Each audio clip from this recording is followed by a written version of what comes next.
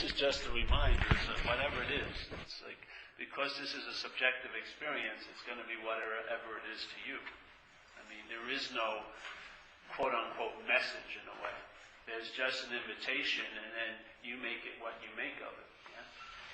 Somebody will make it as, oh, I've heard this before, and catalog it into something that's been known.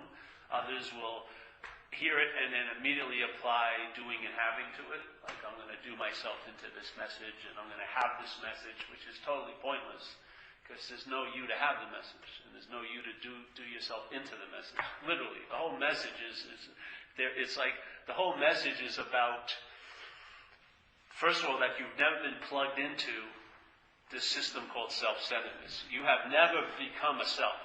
Yeah?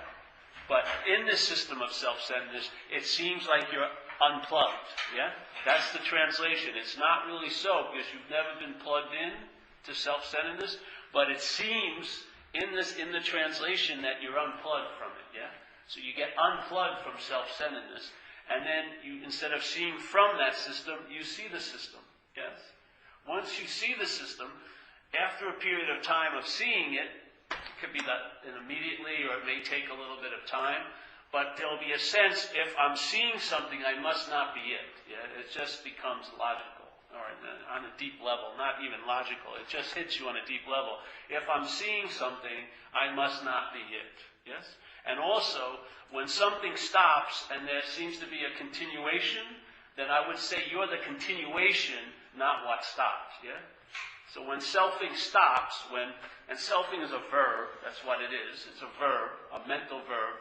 It's as if it's a product of a mental process. Yes? That mental process is selfing. And the selfing is a verb that implies a noun, a self. Yes? So if your attention and interest is wedded to that selfing, to that verb, then in that wedding, it spawns a sense of being a noun. Yeah? So now, instead of selfing, instead of seeing a verb of a mental process, you see from the noun that it implies. You now take yourself to be a noun. Yeah? Let's say rooted in the identification as a body. And so from that point on, you're now looking at life from self-centeredness. You're not seeing anymore. Seeing is bye-bye. It's always seeing, but you're missing the seeing because there's a feeling that it's you looking. Yeah? The seeing is a layer of interpretation is put on it that it's you looking. So it starts very, very simply in every moment of conscious contact. Yeah? In every moment, there seems to be a contact with this through hearing, seeing, feeling, tasting, touching. Yes? And then another sense is thinking. So you see a thought, the mind sees a thought like an eye sees a bird go by, yes? The mind sees a thought. There's no thinking of the thought. There's no thinker of the thought. There's just thoughts arising, yes? And because there's an awareness, they're noted or seen. Now what happens is, with the seeing, hearing, feeling, tasting, touching, is the mental process, when it reacted to that verb of living, its logic, its system is based on an idea of being a self, so it had to see that there must have been a doer or a seer or a hearer or a thinker or a feeler or a taster. That's immediately what it assumes when it senses seeing, hearing, feeling, tasting, touching. It assumes there's a seer. Yeah? Now, in fact, it's correct. There is a seer, but it's not the seer it believes to be. Yeah? It's the subjectivity that's seeing. The I, yes? The I, if you want to call it. That's what's seeing. That's what's hearing. That's what's feeling. That's what's tasting. But the mental process says, I'm seeing, I'm hearing, I'm feeling, but that I represents this. Yeah? So the subjectivity is taken to be an object. Yeah? So subjectivity, which is seeing, hearing, feeling, tasting, touching, subjectivity without an object, it's not an object. Subjectivity cannot be seen, felt, tasted, touched. It's like the eye can never see itself. Yeah? It's always looking, but it can't see itself. So the subjectivity can't be an object. It's just subjectivity. So all it's doing is seeing, hearing, feeling, tasting, touching. Yes? Now, one of the objects it sees, hears, feels, tastes, and touches this, but this object has taken itself to be the subject. Yeah? So the mental process claims the seeing and says, I'm the seer. It claims the hearing, I'm the hearer. It claims the feeling, I'm the feeler of this. This is my feeling. And as soon as the my, which is the act of being identified, occurs, yeah, you can see it. You watch your head, you'll see it. Well, as soon as the my occurs, to a feeling or to a thought or to a body or to time, yes, or to another object, as soon as the my, the act of being identified with that object occurs, that's like a bridge for a lot of meanings to come from your little conditional network here. All of those ideas, all those old ideas and beliefs and conditionings, and those meanings transfer to that object over the bridge of mind. Yeah? Yes? Yeah. So the idea, here, let's say there's a girlfriend you're going out, or a boy. It's nice, you're having a good time. Suddenly, at one day, they become your girlfriend, your boyfriend. And then usually stalking charges occur a couple of months later. Some crazy shit happens because you now think it's yours, yes? That you have the right to call her up at 2 in the morning and find out what she's been doing that night. And all this stuff. You just cross incredible boundaries, yeah? And it's the mind, yeah? Just like a thought is a thought, but if it's your thought, it's totally different. As soon as it becomes your thought, there's so much weight put into that thought. It's unbelievable, yeah? You could have the same thought the day before and feel pretty good. It didn't mean much. But the next day, if you're not in what you would call good condition, it's super heavy. Is the thought heavy? Obviously not. What's giving it its weight isn't the thought. It's you.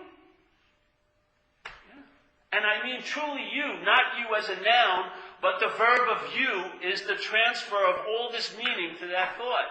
Because you believe the thought's about you, or you're the thinker of it. Yeah? As soon as you claim a thought and it's yours, what happens? You have a lot of opinions about that thought, don't you? That was a bad thought. I can't share that with anyone. That would blow my whole little act.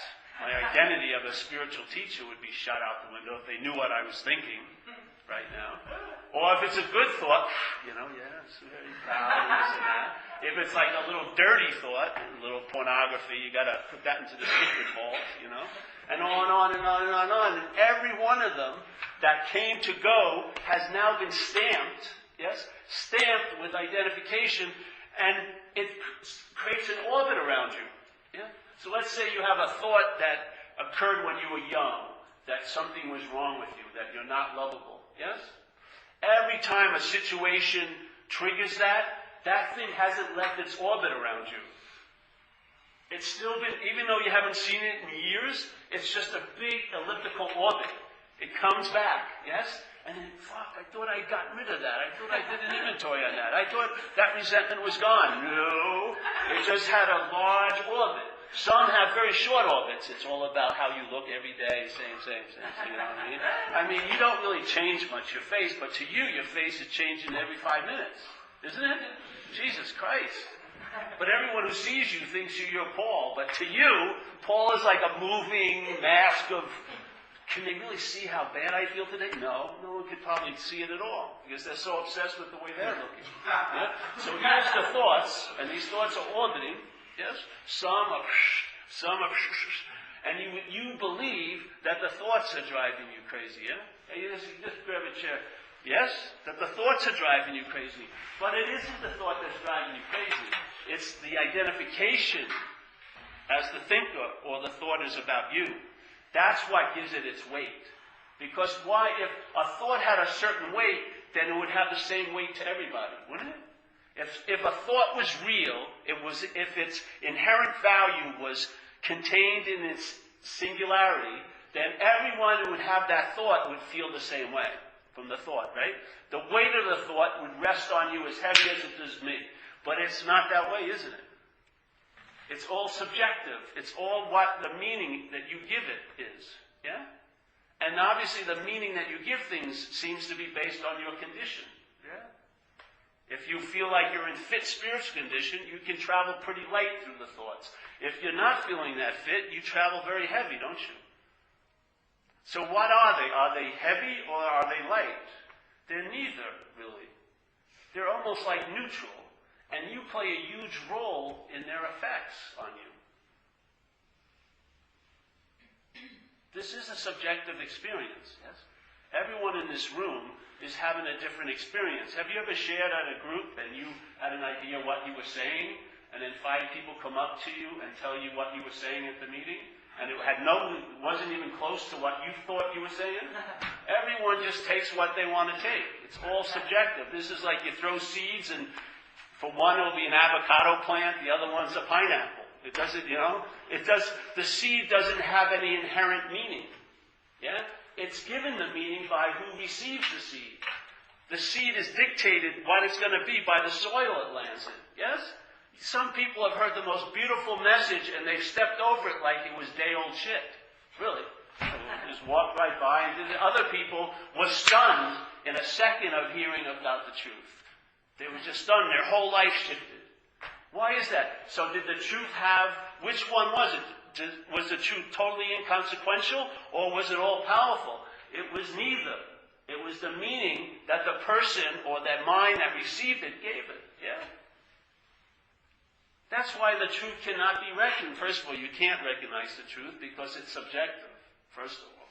Spirit is subjective. You can't see the spirit. You can't feel it. You can't taste it. It's not an object. Yes? It's just like St. Francis says, what's looking, which is what's happening right now, is what you are looking for. What's looking, right this very moment, is what your whole life is about looking for. This moment of looking. Yeah?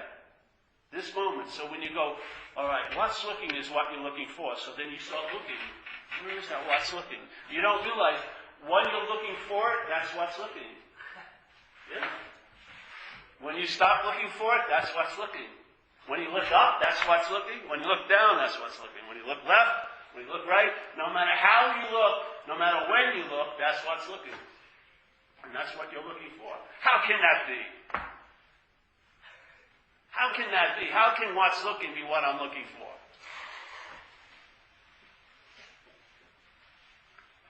Because why? You think you already know what's looking, don't you? Yes? What's looking is Nancy, as a historical little story with a future tied onto it, with a lot of mental experiences arising, and incredible concern about you. Yeah? It's called a system called self-centeredness. Yeah? Everything is seen as how it pertains to you. It's very difficult to see it. And if you see it as how it pertains to another, the other is another you anyway. This you is just called me when I'm identified. That you is called her when I'm not. It's the same you. Yeah? Same you. All I am is the I that's looking right now. And the I that's looking right now is the I that's looking right now, the I that's looking right now, the eyes that's looking right now, the I that's looking right now. The same I is having all of what we call our individual experience. Yes? It's the same I that's looking. Now, in this experience, I think I'm looking at Deb. So Deb is an object, yes? To me as the subject. But Deb is looking at me. So to her, I'm an object. Yes? To her as the subject. Yeah? So we change roles. Yeah? When I'm looking at Greg, I'm the subject. He's the object. Yeah? When Greg looks at me, I'm the object. He's the subject. But in fact, there's only one subjectivity. Yeah? The I that's looking. I. That's looking at a you. Yes? But when the mental process answers the question, what am I or who am I? What does it say? The mental process proclaims it's me. Yes? What is a me? What is a me? Isn't it a you that's identified? It's a you, but I call it me. So, your I is looking, but if I ask you who's looking, you would say me. Yeah? That's the whole it, right there. The I becomes a me, which is a you. Yes? Both of them are objects, and the subjectivity is forgotten because you're giving the subjectivity, you're making the subjectivity a verb that you're doing as an object. I'm seeing, I'm thinking, I'm hearing. Have you ever had a feeling and you go, I don't want to feel that, but didn't you feel it already? Didn't the feeling happen first before there was a reaction to it? If you're looking this way, you're going to see something if your eyes are open. I didn't want to see that, but you saw it, yeah? You really don't have any say in the matter. It's like losing in every gunfight you're ever in, because conscious contact beats you to the draw. Conscious contact is what's bringing us life, and then our mental process interprets it, and it says, I'm the one that's in conscious contact, yes? Paul, I'm seeing, I'm hearing, I'm feeling, I'm tasting, I'm touching. And then the subjectivity gets clothed in subjectiveness. That's what's so trippy. You think it the same way. You're still the subject, but you're not the subjectivity, but you still feel like you're the subject, yes? Yeah? And you're having a personal experience, you're having personal thoughts, you have feelings of this body, but you don't have feelings of that body. So it seems like the subjectivity is truly mixed with this. So I, as this, am what's subjective, yes? I'm the subject of this world. But in fact, we're not. We're an object that subjectivity is moving through. Yeah? It's like the old thing I used to always talk about, the telescope. There's the telescope, and then there's the stars. And so a scientist wants to see the stars. Yeah? So what does he do? He looks through this little machine that has tons of lenses that create the optical illusion as if the stars are closer. Yeah? But if you looked at the experience from afar, the stars haven't moved any closer. They're still way up there. But to the person who's looking through the telescope, the stars seem to be closer. Yes? Yeah? So, but what's looking at the stars? Is it the telescope, or is it the scientist that's peering through the telescope? What happens if the scientist walks away? Is the telescope seeing? Or does the telescope just facilitate seeing? Yeah. So this is facilitating seeing. Yeah? Subjectivity is facilitated through this camera to see itself as other in a way. Because subjectivity can never see itself. But the best it can do is appear to be something else and then see that. Yeah? So subjectivity produces appearances of other objects that it can now have an experience of. And the real joy of it is when you see that they're the same. Yeah? When the undifferentiated light that's seeing, all this differentiated light appearing, it's the same light. Yeah? The undifferentiated light of subjectivity that's seeing all the appearances here, which are differentiated light, they're the same, exactly same. Yes? The seer and the seen are the same. So it's the closest thing you can ever get to knowing what you are is by seeing it in what you're not. Yeah? You can't get any closer than that. You can't see what you are, ever. You can't know it, you can't taste it, you can't think it, you can't smell it, you can't hear it, because it is no thing. For you to know something, it must be an object. Yes? When you know something in your head, it's a mental object. A thought is like an object. Yes? A very subtle object, but it's a mental object. Yes? You can only know an object. To know something, it must be outside of you. Yes? So for me, you'll never know the truth, but right now you're living knowing from the truth all the time. Yeah? Instead of, I'm never going to have an experience of the truth, but all your experiences are being from the truth. I mean, give me a break. What a difference. If you're hoping to have an experience of the truth that's going to come and go, yeah, that you're going to try to memorialize and make it into a special symbolic peak moment in your life and put it on your little spiritual mantle, or the way you live all day can be infused with the idea of the truth. Yes? I mean, it's a huge different leap of living. Then you can see life is happening, not that it's happening to you all day, which is self-centeredness. Yes? There's got to be an identification with this for you to think that life is happening to something. Life can only happen to an object, yes?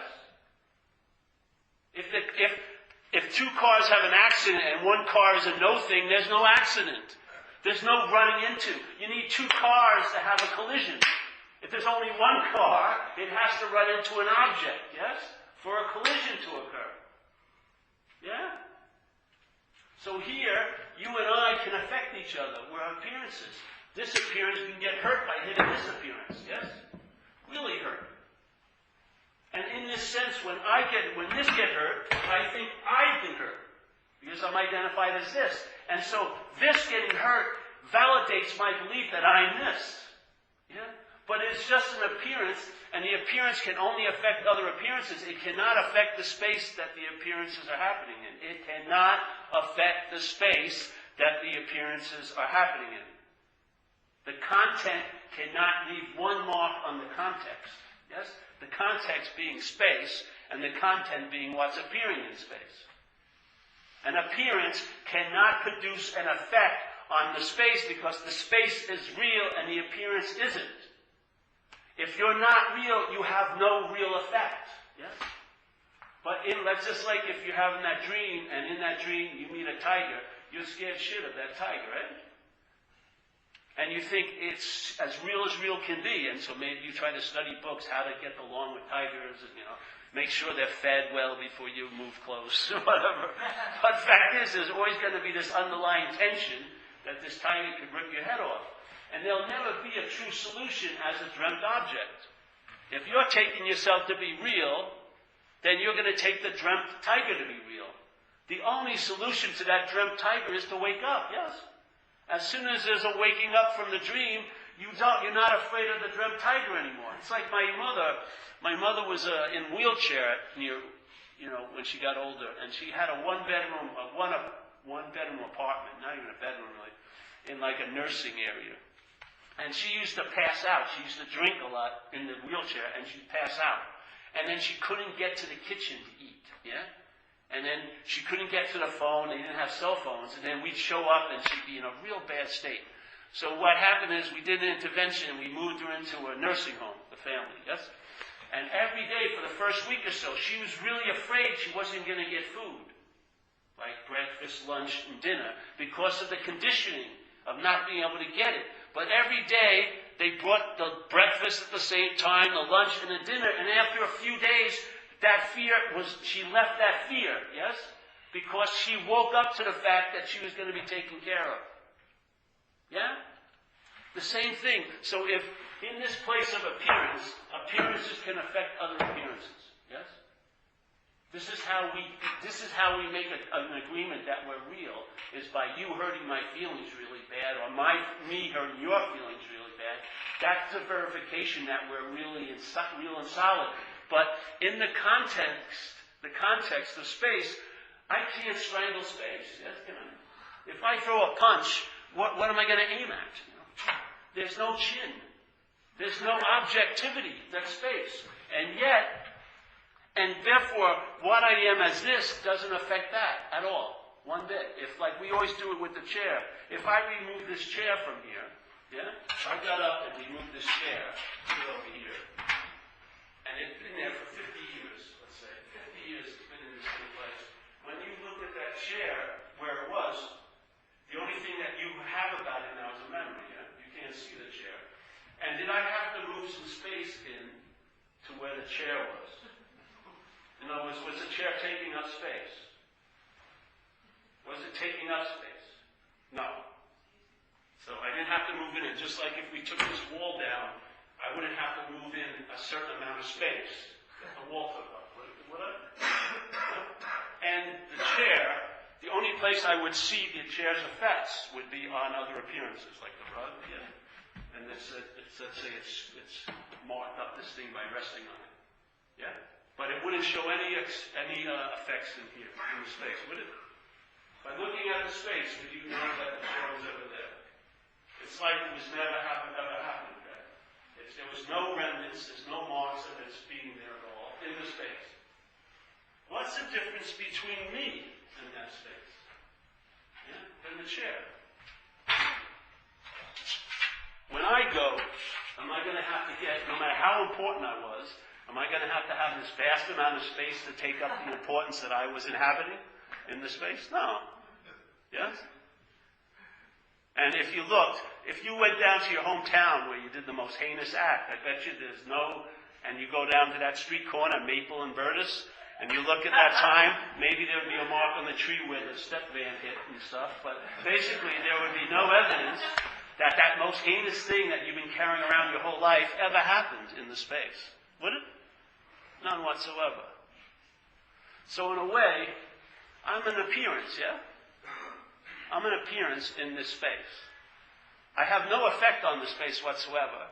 My coming and going doesn't leave any mark on the space. Does it really? And in fact, this never mixes with that, yeah? I can't mark it, I can't tattoo it, I can't grab it, I can't call it, I can't move it, yes? So there's the context, which I would say space, or like they say in Tibetan Buddhism, open sky mind, is like mind. Mind. Yeah? And what's appearing in it is this. This whole world. Everything, all the objects that we see, feel, taste, touch, are an appearance in the space. Yeah? Yet they don't take up any space. They don't have any effect on the space. So in fact, they have no inherent realness other than in the world of appearance. Yeah? Hallelujah! To me, that is so incredible.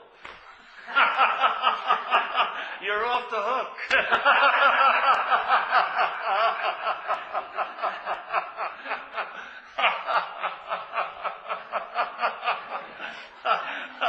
Every tattoo that you thought you put on things is henna. It all washes off. You have no lasting impression on anything. You're not even a lasting impression. It's beautiful, eh? It's truly beautiful because I would say, truly, you're more of this than ever this. Because this stops quite a lot, but this never stops. How many times have you had a day where there has been a thorough absence of self, but you continued? Yeah? Like if you were surfing or having sex or something you really love to do. Maybe it was like 10 seconds for you, 5 seconds for the girl, 10 seconds for you.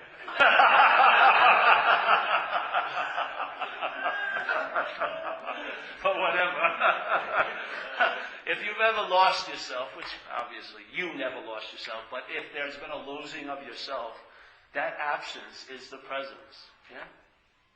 The absence of taking yourself to be an appearance is the presence. When you realize you're not a thing, that opens you up to entertain the no thing. You cannot entertain the no thing as a thing. It will become a something. Yes? You'll have to have an idea about the no thing. You'll have to have a concept about the no thing, because that's the only way you can know things here as a concept is by another concept. Yes? So if you as a something want to know nothing, you're going to make nothing into a something. Yeah? But when you realize that this something is not something, that's nothing. Yes? That's the hit of nothing. That's the sense of presence. The sense of presence is your own absence. And the fact is, it's not anything you did. You don't do your own absence. It's just a recognition of what's truly so. You actually have never been present as an appearance. An appearance signifies the absence of presence. Yes? The appearance, what we take so seriously and real and positive, is actually signifies the absence of what's really real and present. Yes? By our being absorbed in thingness, we miss out the reality of no thingness. I mean, the reality of no thingness. And there's no way as a thing you're going to know that, because you will not leave no thing alone. You'll make it into something so that it can be more palatable to you. Yes? You'll practice it or you'll do something. But no thing is just recognized. So we start at the point as, are you a long-lasting, independent, separate entity? Are you that? Are you truly a body? If you're not a body, yes? If you're not a body, look at the thought system that's running in your head. How does the thought system present you? When the thought system is doing what it does, which is, it doesn't know you, it thinks about you. It takes thinking about you as knowledge, but it isn't knowledge at all. It's all baloney. Yes? But the only way you can know you in this system is to think about you. And how does it think about you? It thinks about you as a body. When it thinks about you in the past, how are you pictured? As a body, yes? When you go over your history, is it the history of no-thingness? Of course not. No-thingness doesn't have a history. So when you think of you as a body, yeah? And when you worry about you in the future, you're worrying about you as a body. When you go, I'm really worried about what's going to happen to me, what does that me signify to what you're relying on? A body, yes? That's the system of self. That's why it says in recovery, self-reliance has failed us. That's why you're in so much fear, because you're relying on something that's unreliable. You're relying on a navigation of life from being a body. If you take that as your course and your only course, you're missing so many other avenues that you will never even see. You won't even be able to read the street signs. You'll have no fucking idea. All your possibilities will be distributed to you and reinforced in a small system of selfing. So the best you can do about being okay is you'll be okay later. It's never you're okay now. And your okayness, is it ever just a grace that you're okay, or is it something you have to do, or have, or get, or that someone else has to do for you, or have? Isn't it always a product? Isn't your okayness always a product that's been produced by some action, yours or someone else's, yes? This solution is a causeless solution, a timeless solution. It's not produced. It's not achieved. It's not built. It's not made. It's just realized, yes? It's just entertained. And what occurs when you're in the state of entertaining it, there is a sense of okayness because that's the presence. Your unokayness is the absence of that presence. By being obsessed and absorbed in this, you're inherently unokay. Aren't you? You're constantly looking to get better, aren't you? When does it get called off? Even in your sleep, your dreams are about seeking usually. The only time you have a rest is deep sleep, and you're not there to even acknowledge it. That's the only time you get a break.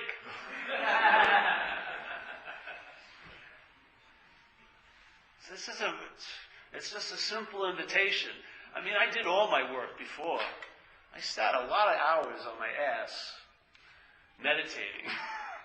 I mean, I don't have no problem with meditation, but if you think you're the meditator, Jesus, when you're thinking you're like stringing like a necklace of pearls, it's just a chain of iron. Yeah? You're just bonding yourself to an idea of being a self, a meditator. And worse, if you do enough of those practices and you become a spiritual person, Jesus Christ. Now you got gold plate on the iron chain. You're polishing it like it's valuable. You're wrapping it around your own neck.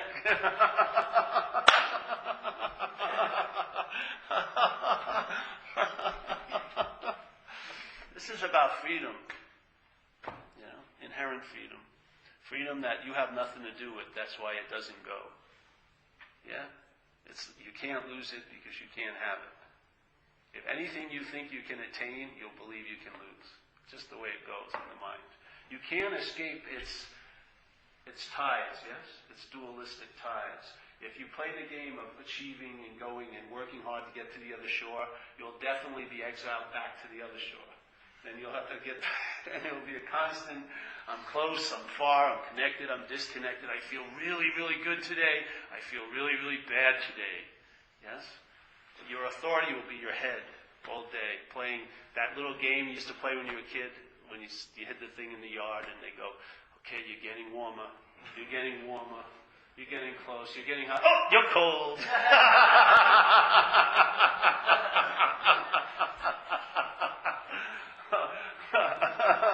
know recovery, when they say the biggest whole point of recovery is to quit playing God. That's why we turn our will and our lives over to the care of something else. We try to throw a wrench in that playing God by surrendering it to a God of our own understanding. Hopefully down the road, you'll give up the God of your own understanding and find a God of its own understanding. And then real shit can happen. Because the God of your own understanding is a small God. Maybe you'll get a parking space next week. Maybe you'll get a date for Friday or something. You know what I mean? The God will always be framed by your God. Self. Yeah? The portal will be so small. You'll have a lock on your side. You'll be locking it, and God won't be able to come in. But a God of its own understanding is about finding out. You can't know. The idea of knowing has to be given up. It's not even given up. It just seems ridiculous. Because you keep getting, all of your knowing gets disputed every freaking day. It's always off. So you start finding out, yes? And I'm telling you, what life imagines itself as you is incredible to find out. What life will imagine itself to be as you is incredible. Your idea of you will never do it justice, yeah? Never, not even close. So, there is a solution, and there is a better way, or a different way, which is to trust something infinite rather than finite self. And we already have all the faith in this room. Everyone has tons of faith. Everyone has tons of faith. You have to see that we're in a place called manifestation. That faith is a potential, yes? And it's the vehicle that it's put in that manages the manifestation. So if I put faith into my thoughts, I'm going to have anxiety. Yeah? Lots of anxiety about what's not happening.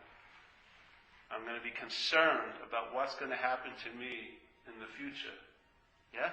And in that sense, anything can happen to me in what's not happening. Anything. You can have cancer, you can be totally broke, you can be, your boyfriend or girlfriend be sleeping with your best friend next week. All this can be happening, and you'll have no immunity to it.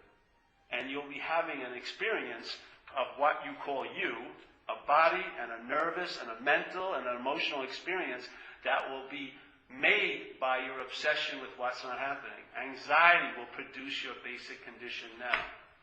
That's what faith can do. The same faith given over to, perhaps there's a better way, trusting something infinite, which is not a thought system. It is not a thought system. By trusting that, whatever it may be, what happens is that faith translates now into an ease and comfort in your own skin. Yes? Instead of faith producing anxiety, it produces an ease and comfort. It's the same faith, and everyone in this room has tons of it. You have no need to get any more faith. It's just to tell the truth where the faith lies. If you have faith in your thoughts, you're going to be flipping out all day, yeah? Because anything can happen to you tomorrow. You can be destitute. You can be as rich as hell today, but being rich as hell will have no effect on you because you believe tomorrow you're going to be destitute. Yeah? We're stuck in that mental realm. And that there is incredible because the there has a past and a future, and it even has a present. But that present isn't present. That present's a mental idea of the present. And the mental idea of the present is that it has no value and it's just meant to be used to do something like thinking about the past or about the future. Isn't it?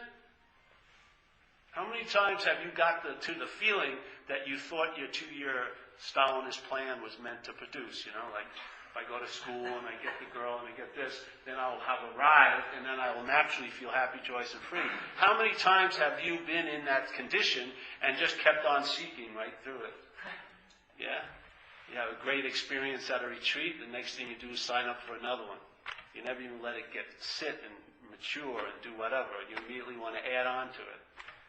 The seeking overrides everything. It has nothing to do with finding. It's just seeking. It's just naked seeking.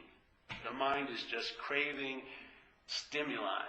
Yes? Because everything it comes in contact with, yes, it gets a reflection. When anything, let's say you take meditation, and you have spiritual conditioning. So you think meditation is more important than washing the dishes, yes? So let's say in the morning you miss your meditation. And let's say you miss your washing the dishes. Is your day totally based, and it's a bad day, based on your mind's interpretation because you didn't wash the dishes? No. But if you miss your meditation, your head's interpretation of the day could be, it's going to be a bad day. I didn't meditate this morning. You see how much meaning you gave it? Yeah. That meaning, which is the real implied meaning to you, is that it's meant to bring you freedom, actually produces bondage, yes? Haven't you noticed that? People want to buy a house and it's meant to produce security and a sense of ease, right? I have my own palace, everything's cool. But they're worrying like crazy in the process of getting the house. So they're auctioning off their present well-being for a future well-being. That's crazy, isn't it?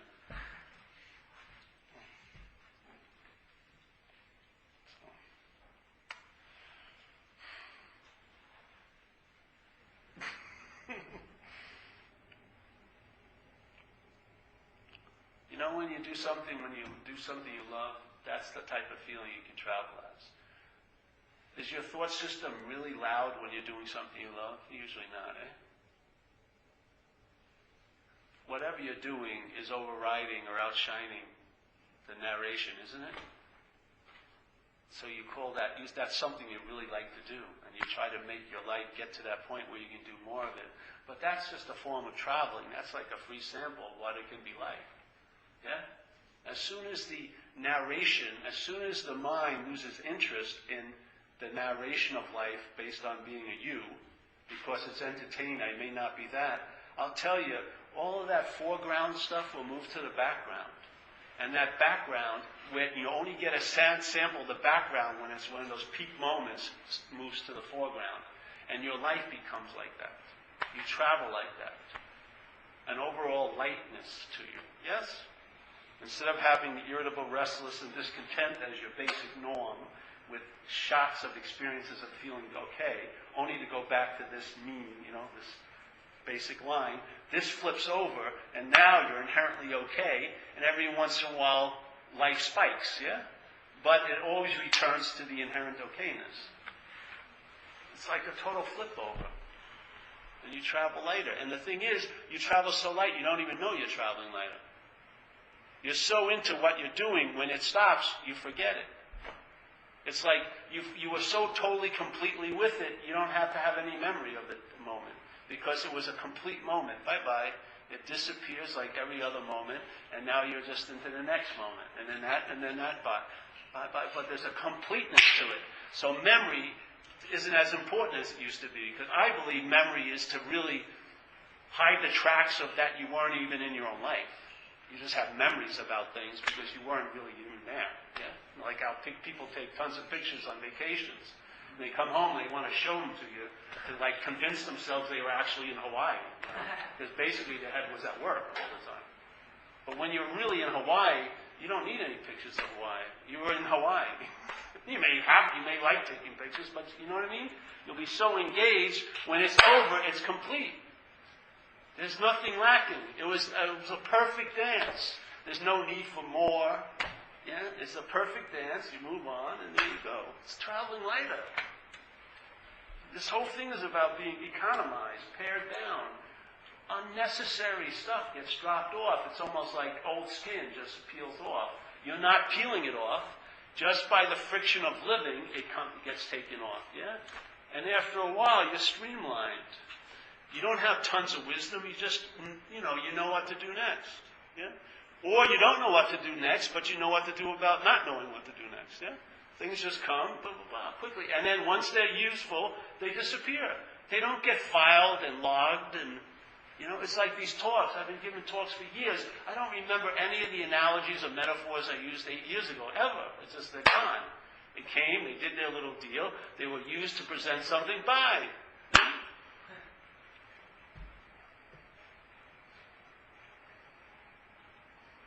I'm like Van Morrison just playing, what was that one song? Every show. 2 hours of the same song for 19, 20 years now. I got one tune to play, that's it. I basically share on the same thing every night, 3 nights a week for 19 years. Let's hear a Goldie Oldie. That's just one I just heard. Expand your repertoire. No, there's no expansion of the repertoire. I mean, if you don't get this, in a sense, if you can't entertain this, if you don't realize that when you entertain subjectivity, you're entertaining it as an object. If you don't realize that, it's nowhere else to go, really. I mean, if you miss this point, in a sense, it doesn't matter about all the other points you gather. You can have infinite knowledge about what's fucking you, but you're still fucked. Yeah? This is about entertaining the false subject and seeing it not to be you, which allows the sense of subjectivity to become paramount. So what was absent becomes present by your absence. Yeah? When you're present as this, that is it's immediately caused to be seemingly absent to you. Yes? It can't be any other way. When this becomes present, that must recede into seeming absence. When this becomes absent, that's present. Yes? Now, you may really want it to be present while you're present, like a lot of people really want to be here when they get this, but that's not the case. You're not going to be here when you get the message. It's an impossibility. You cannot be here to get the message. It's your absence, that's the message.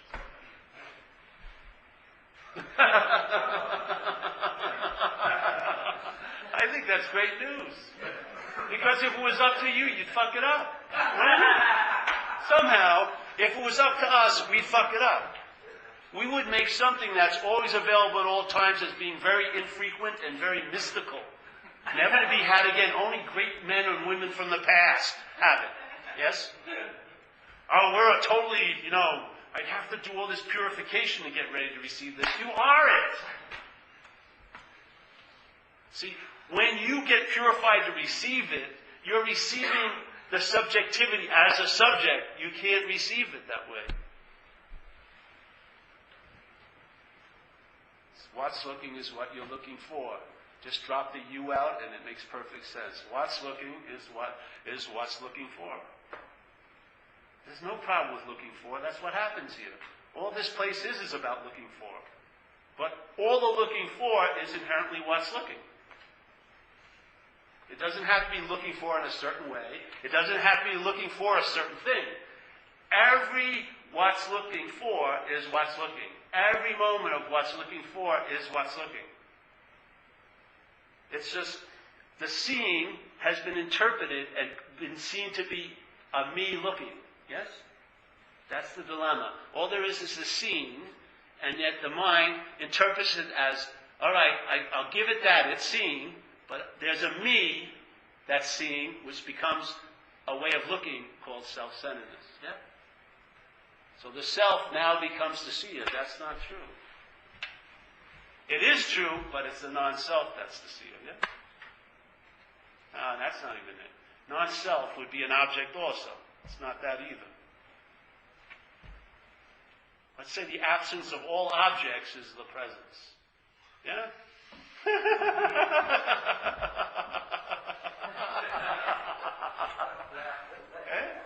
I can't get any closer than that. So any questions tonight? It's only 10 to 2. Last time the meeting was at 4:15. It's 10 to 2. We've been here how many hours? We got here at 7:30. It's 10 to 2. You better put a lot of money in the basket. This is I would call this a retreat.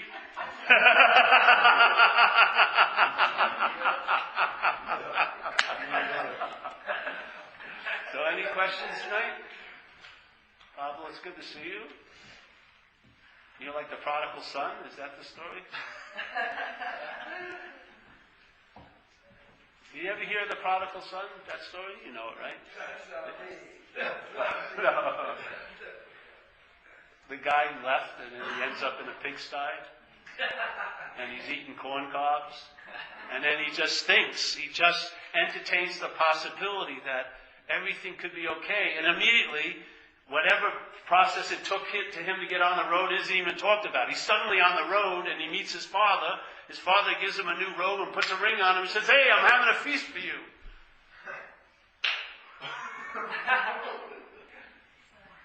All he had to do was wake up and entertain, and there it was. And it was there the whole time. Yes? But he believed he deserved to be in a pigsty. This is like a mobile prison in a sense. You play every role. You're the jailer, you're the warden, you're the defense attorney, you're the prosecuting attorney, yes? You're the priest that comes and listens to your confessions. All of that. And wherever you go, there you go. And your faith in the thoughts is what sets up the bars. As many bars, less and less seeing. We were down at the desert, we were talking about it, and we went into this big pharmacy, CVS pharmacy. And it was a lot of windows on top and a big sliding window door, and there was a hummingbird stuck inside.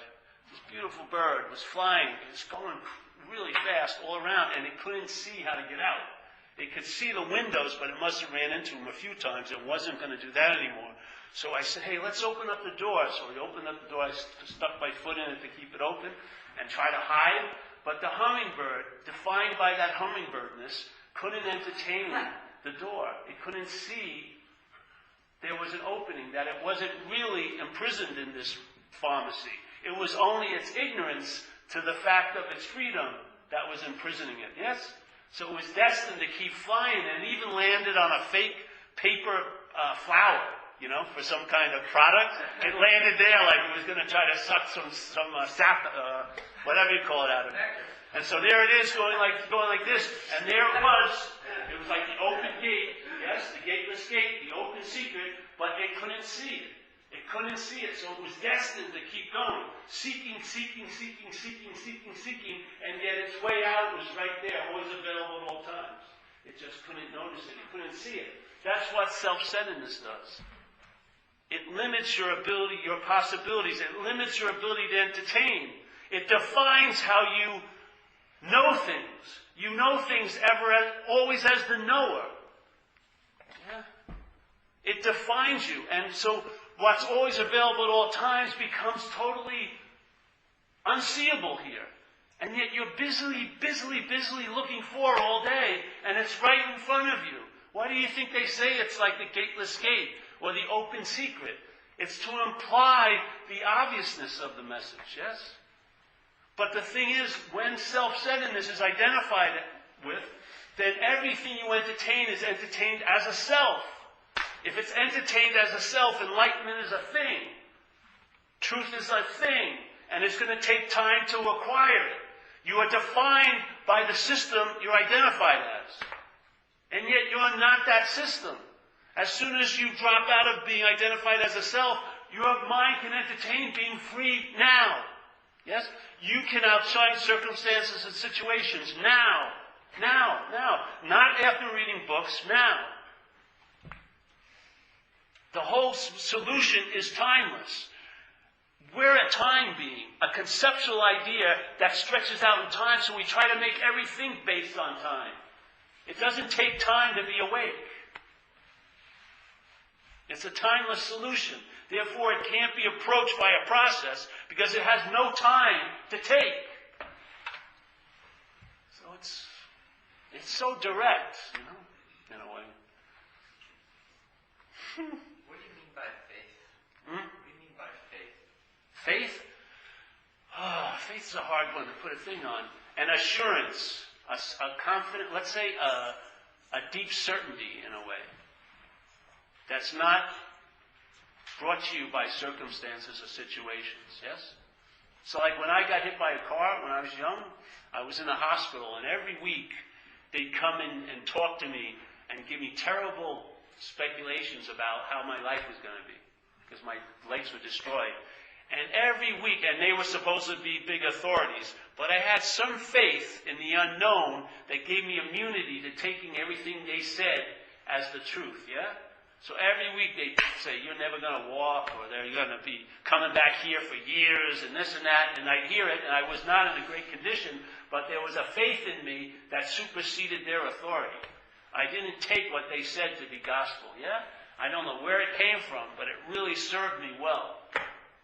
That to me is faith. And it wasn't in thought, because they were coming from thought. What they were saying was all about thought. Yeah. So you put your attention on that faith, but you can't dial it up. No. Just see where it goes. You can tell where your faith is, it's not your faith. You can tell where faith is by what's appearing in your life. If thoughts seem to be real and hold a lot of weight, you have faith in them. If you don't have faith in them, your attention and interest is withdrawn from them. Your interest and attention is now being fueled and being drawn to other things than thoughts. Yeah? When your interest and attention is wedded to the thought system, because there's an identification with the center of the thought system, the idea of being a self, yes? Then your interest and attention is there to reinforce the thought system. They illuminate the thoughts. They brighten the stage of all that fucking what's not happening drama. When that interest and attention is taken out of the idea of being a self, they brighten and they illuminate other things. Yes? And they also bring about a sense of, or intimation of the no thing. Because that's where they come from. I have a question. Yeah. So obviously these talks help us travel, and that's why we keep coming back. It's the way of like prodigal sons. For you, does it help you travel lighter actually giving these talks? Well, there's no you, first of all, to help. But yeah, I travel lighter. Say that was the Paul. I travel lighter for sure. I listen to this. I've been to more meetings than you have. I've been to every meeting Paul gave so far. Thousands of them. I have. And I've been listening to them sincerely.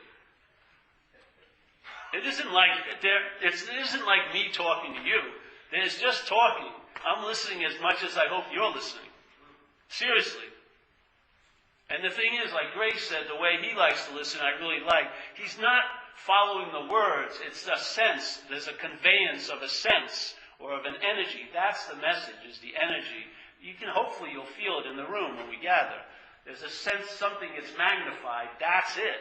That's like worth 500 pages of scriptures. That sense of presence, yes? You may think it's produced by this. It isn't produced by anything. It just makes it more obvious in this world of appearances. And hopefully you'll be able to leave here and it carries along, yes? More and more you travel later, yeah? Haven't you? Yeah. Shit. The Course in Miracles, I used to love it. This is how it describes it to me. It says, you and I are the dreamer of this dream, yeah? We're the dreamer of this dream, and what we're going to do is we're going to dream ourselves out of it. Yeah? And as we're dreaming ourselves out of it, as this, yes? As we are dreaming ourselves out of it as this, what's going to happen? The dream is going to get happier. Not a bad deal, eh? I mean, I love that. Shoo! Yeah.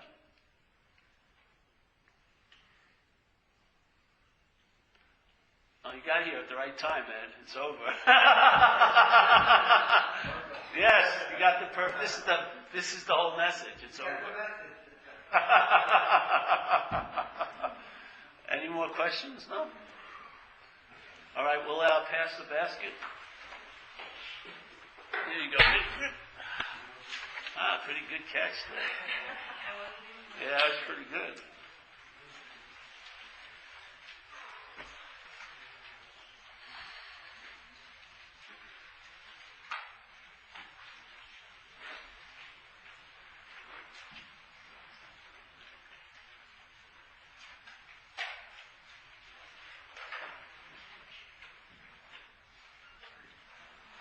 Did I put the sensor in your hat? Picks up big bills that I do that. A little light goes on so I can see what chair I came from. Make a little note. They'll get front row seats when I become big, popular. From my inner circle.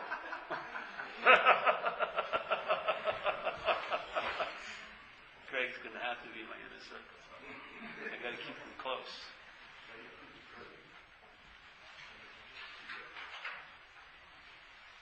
So we have a meeting Saturday in Marin, 11:15, and then Monday and Wednesday. Monday here at 7, Wednesday at 7:30. And we'll be going on this till the end of January. Then I may be going away a little bit. But and everyone knows zenbitchlap.com. That's the website, zenbitchlap. Yeah. Mondays at 7 here in this room. Usually you come up the back, it's good. And then 7:30 is 7:30 Wednesday nights. All right, we'll end with a serenity prayer. Nice prayer.